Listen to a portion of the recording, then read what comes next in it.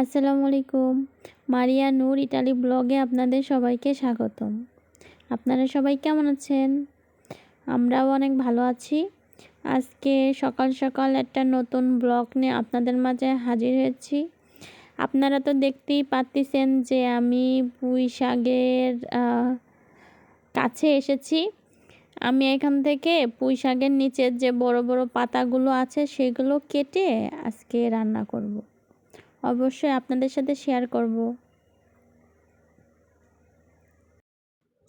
আমি যখন প্রথম এই পুঁইয়ের চারাগুলো লাগিয়েছিলাম তখন কেমন দেখতে লাগতেছিল আর এখন কত সুন্দর হয়েছে। আসলে আমার পুঁইয়ের চারাগুলো দেখলে আসলে চোখ জুড়িয়ে যায়, অনেক সুন্দর হয়েছে। চেষ্টা করব যে পুঁই গাছগুলো অনেক সুন্দর করে রাখার।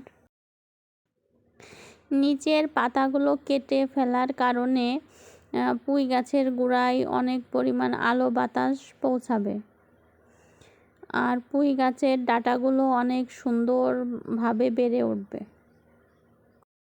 ভাবতেছি যে এই ইলিশ মাছের কাটাকুটি কাল্লা এইগুলো ছিল, সেগুলো দিয়ে এই সবজিগুলো রান্না করব আজকে। অবশ্যই আপনাদের সাথে সেটা শেয়ার করব। আপনারা সবাই আমার সাথেই থাকেন।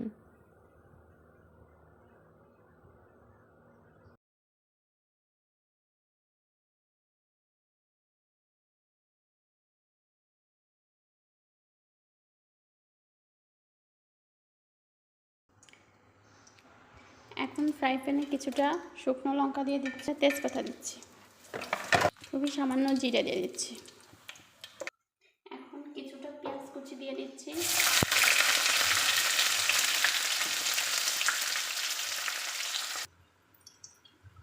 এখন কাঁচামরিচ ও রসুন দিয়ে দিচ্ছি। আমি এখন কিছুটা তেল দিয়ে দিচ্ছি, শুকনো লঙ্কা দিচ্ছি, কিছুটা জিরে দিচ্ছি। এখন এখানে পেঁয়াজ রসুন ও কাঁচামরিচ এগুলো দিয়ে দিলাম। একটু লবণ দিয়ে দিচ্ছি, একটু হলুদ দিচ্ছি। এখন একটু পানি অ্যাড করতেছি। ইলিশ মাছের মাথা কানগুলা দিয়ে দিচ্ছি।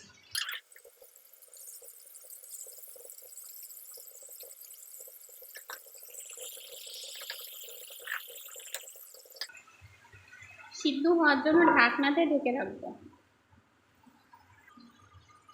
আমার রান্না এখন শেষ। তাহলে সবাই ভালো থাকবেন, সুস্থ থাকবেন। আল্লাহ হাফেজ।